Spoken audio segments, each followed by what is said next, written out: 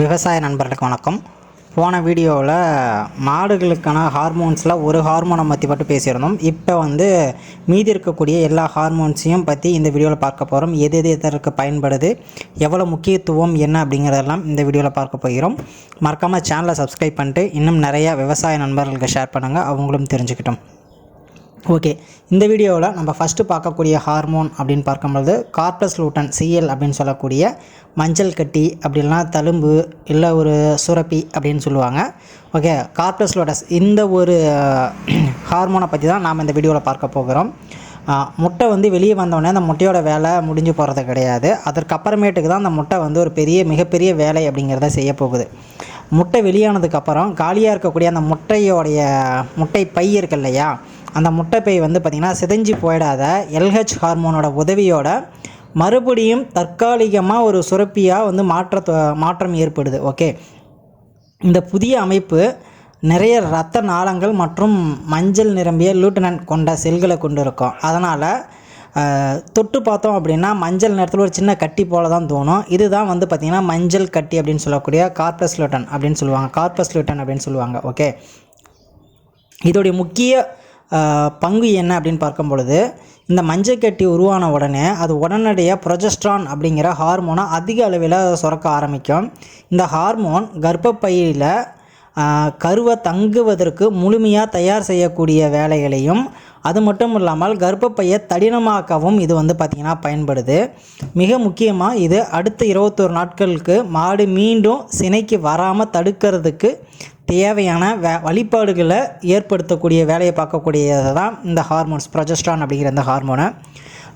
சினைக்காலம் முழுவதும் மாடு சினை பிடிச்சிருச்சுன்னா இந்த மஞ்சக்கட்டி சினைக்காலம் முழுவதும் அந்த 9-10 மாதங்கள் முழுவதுமாகவே ப்ரொஜெஸ்ட்ரான் ஹார்மோனை சுரந்து கர்ப்பப்பையில் எந்த மாற்றமும் ஏற்படாமல் கண்ணுக்குட்டியை பத்திரமாக பார்த்துக்கக்கூடிய வேலையை செய்யக்கூடியதும் இந்த ப்ரொஜெஸ்ட்ரான் தான். ஓகேவா, ஒரு விவசாயியாக நம்ம தெரிஞ்சிக்க வேண்டிய விஷயம் என்ன அப்படின்னா, ஓவலூஷன் அப்படிங்கும் போது என்ன நடக்கும்னா முட்டை வெடித்து முட்டை வெளியே வர்றது. ஓகேவா, அதுவே மஞ்சக்கட்டி சிஎல்னு சொல்லக்கூடிய அது பேர் என்னப்பா, கார்பஸ் லூட்டன். இது எதுக்கு பயன்படுது அப்படின்னா, காலியாக இருக்கக்கூடிய முட்டை பையில் மஞ்சள் நிற சுரப்பிகளாக மாற்றி ப்ரொஜெஸ்ட்ரான் உருவாகி அது மூலயமா சினை தங்குவதை உறுதி செய்கிறதுக்கான வேலைகளை பார்த்துக்கிட்டு இருக்கு. ஒரு வேளை உங்களுக்கு சினை மாடு சினை நிற்கல, இல்லை இன்னொரு 20-22 நாளே கலைஞ்சி போயிடுது அப்படின்னா அதற்கு முக்கியமான காரணமே இந்த ப்ரொஜெஸ்ட்ரானுடைய பற்றாக்குறை காரணம்தான். ஓகே, அதாவது முந்தைய பகுதிகளில் நம்ம பார்த்தது போல் முட்டை வெளியேறிய பிறகு மஞ்சக்கட்டி கார்பஸ் லூட்டன்ஸ் தான் பார்த்திங்கன்னா ப்ரொஜெஸ்ட்ரான் ஹார்மோனை உற்பத்தி செய்ய ஒரு முக்கிய தொழிற்சாலையாக பார்த்திங்கன்னா செயல்பட்டுக்கிட்டு இருக்குது. இது ரத்தத்தில் கலக்கும்போது பசுமாட்டோட உடம்பில் ஏகப்பட்ட மாற்றங்கள் அப்படிங்கிறது உருவாக வாய்ப்பு இருக்குது. அது மட்டும் இல்லாமல் கருமுட்டை அப்படின்னு சொல்லி இந்த எம்ப்ராய்டு இருக்கு இல்லையா, இது இறங்கி கர்ப்பப்பையில் இருக்கக்கூடிய யூட்ரஸ்ன்னு சொல்லுவோம் இல்லையா, கர்ப்பப்பை யூட்ரஸ். ஓகே, வரும்போது அங்கே தங்குவதற்கு, அதாவது அந்த இடத்துல அதை சர்வைவல் ஆகிறதுக்கு தேவையான எல்லா வேலைகளையும் ஏற்படுத்தி கொடுக்கக்கூடிய இந்த ப்ரொஜெஸ்ட்ரான் தான்.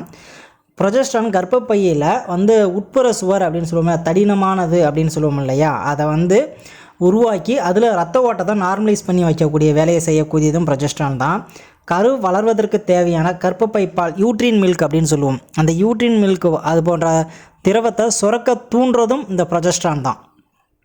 ஓகேவா, கர்ப்ப காலத்தில் கர்ப்பப்பை சதைகள் சுருங்கி இப்போ நார்மலாக இப்போ மாடு பருவத்தில் இருக்கும்போது சுருங்கி விரிஞ்சிச்சு அப்படின்னா செமன் உள்ளே வர்றதுக்கு ஈஸியாக இருக்கும். ஆனால் கர்ப்ப காலத்தில் கர்ப்பப்பை சுருங்கி விரிஞ்சுதுன்னா கர்ப்பம் கலைஞ்சி போகிறதுக்கான வாய்ப்புகள் அப்படிங்கிறது ரொம்ப அதிகமாக இருக்கும். இந்த ப்ரொஜெஸ்ட்ரான் என்ன பண்ணுது அப்படின்னா அதை குவைட்னஸாக பார்த்திங்கன்னா அமைதியான நிலையிலேயே கர்ப்பப்பையை வச்சுருக்கக்கூடிய வேலையையும் இந்த ப்ரொஜெஸ்ட்ரான் தான் பார்த்துக்கிட்டே இருக்குது. அடுத்ததாக மாடு சினை பிடிச்சிருச்சுன்னா அடுத்த 9 மாதங்களுக்கு புதிய முட்டை அப்படிங்கிறது உருவாக தேவையில்லை. ஓகேவா, அப்போ உருவாக தேவையில்லை அப்படின்னா ப்ரொஜெஸ்ட்ரான் மூளைக்கு ஒரு சிக்னல் அனுப்பும். என்னென்னா எஃப்எஸ்ஹெச்சையும் எல்ஹெச் ஹார்மோனையும் சுரப்பதை தடுத்து நிறுத்தி இதனால் மாடு மீண்டும் சினைப்பருவம் தோண்டக்கூடிய அந்த அறிகுறியை ஸ்டாப் பண்ணி வைக்கும். எப்பா மாடு சினையாக இருக்குது, நீ இந்த 2 ஹார்மோனும் சுரக்காத மாரி பார்த்துக்க, அவங்களுக்கு இன்டிமேஷன் கொடுத்துரு அப்படிங்கிற மாரி இன்டிமேஷன் கொடுத்து அது அப்படியே கண்ட்ரோல் பண்ணி வைக்கும். சினை பிடிக்கும் நிலையில் ப்ரொஜெஸ்ட்ரானோட பங்கு என்ன அப்படின்னா, மஞ்சள் கட்டி மறையாமல் தொடர்ந்து ப்ரொஜெஸ்ட்ரான் சுரக்கிறதுக்கு பயன்படுத்திக்கிட்டே இருக்கும். 9 மாதங்களுக்கு சினை பாதுகாப்பாக இருக்கும் இந்த ப்ரொஜெஸ்டரான் சுரப்பனால். ஒருவேளை சினை பிடிக்கலை அப்படின்னா என்னென்னா 16லேருந்து 18 நாட்களுக்கு பிறகு கர்ப்பப்பை வாயில் ஒரு ஹார்மோன் சுரந்து அது வந்து மஞ்சள் கட்டியை அழிச்சிட்டு அப்போ ப்ரொஜெஸ்டரானோட சுரப்பு அளவு வந்து பார்த்திங்கன்னா குறையும். அப்படி குறையும் போது மாடு மீண்டும் 21லேருந்து 23 நாட்களுக்குள்ளே மீண்டும் பருவத்துக்கு வரும். மீண்டும் பருவத்துக்கு வந்ததுக்கப்புறம் நம்ம வந்து மாடுகளுக்கு ஊசி போடுற வேலையை பார்ப்போம். அடுத்ததாக பால் உற்பத்தியின் தூண்டுகோல் த மில்க் ஹார்மோன் அப்படின்னு சொல்லக்கூடியது. ஸோ இது வந்து பார்த்திங்கன்னா சுரப்பியுடைய முன்பகுதியில் இருந்து ஒரு சுரக்கக்கூடிய ஒரு ஹார்மோன் ஆகும். இது முதன்மையான இலக்கு என்ன அப்படின்னா பசுவோட பால் மடி வந்து பார்த்திங்கன்னா டார்கெட் பண்ணியிருக்கக்கூடியது அதோடைய ஒரு நார்மலான விஷயம். ஸோ கன்று ஈனுவதற்கு சில நாட்களுக்கு முன்னாடி வந்து பார்த்திங்கன்னா மடி விட்ட மாதிரி இருக்குது, மாடு கன்று போட போகுது அப்படின்னு சொல்லுவோம் இல்லையா. ஸோ அதுதான். ஸோ மாடு கன்று போடுறது கொஞ்சம் நாளைக்கு முன்னாடியே இதோட சுரப்பிகள் எல்லாமே வந்து பார்த்திங்கன்னா சுரக்க ஆரம்பிச்சிடும். ஸோ அது மூலயமா தான் மடி விட்டு போய் எப்படி சொல்கிறது மடி விட்டு போச்சுன்னு சொல்லுவாங்க. பார்த்தனாலே தெரியும், மடி பெருசாக இருக்கும் கன்று போடுற டைமில். ஸோ அப்போ வந்து அந்த ஆரம்ப காலகட்டத்தில் கன்று ஈன உடனே வரக்கூடிய அந்த சீம்பால் இதெல்லாம் இருக்குது இல்லையா, இந்த கொலஸ்ட்ரோம்னு சொல்லுவோம். ஓகே, ஸோ இது எல்லாமே எப்படி சொல்கிறது உருவாகிறதுக்கு முக்கிய காரணமாக இந்த ஹார்மோன் தான் இருக்கும். அப்படி கன்று பிறந்த உடனே கொடுக்கக்கூடிய அந்த பாலுக்கு பேர் சீம்பால், இங்கிலீஷில் வந்து பார்த்திங்கன்னா கொலஸ்ட்ரோம். இதுக்கு வந்து இதுதான் யூஸாக இருக்கும்.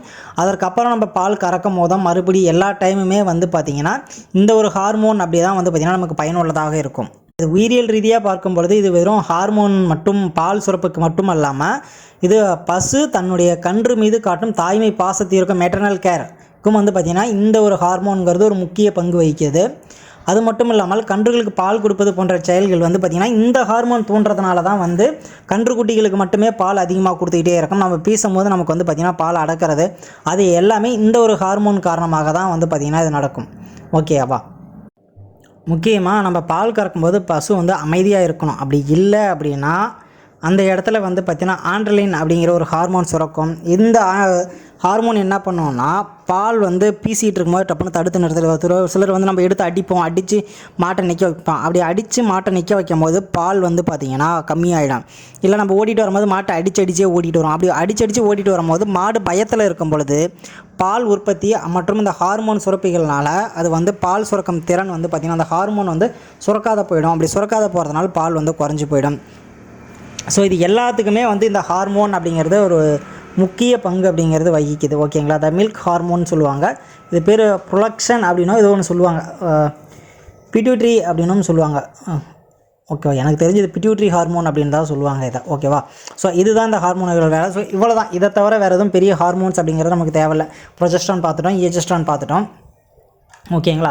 ஸோ இதை விட பெரிய ஹார்மோன்ஸ் அப்படிங்கிறது மாடுகளுக்கு இப்பொழுதுக்கு எதுவும் தேவையில்லை. ஓகே, இதை தெரிஞ்சுக்கிட்டாலே போதும், நம்ம மாடுகள் வந்து சினை நிறுத்துவது அப்படிங்கிறது ரொம்ப எளிதான ஒரு வேலையாக போயிடும். மறக்காமல் சேனலை சப்ஸ்கிரைப் பண்ணிட்டு இன்னும் நிறையா நண்பர்களுக்கு ஷேர் பண்ணுங்கள், அவங்களும் தெரிஞ்சுக்கிட்டோம். நன்றி.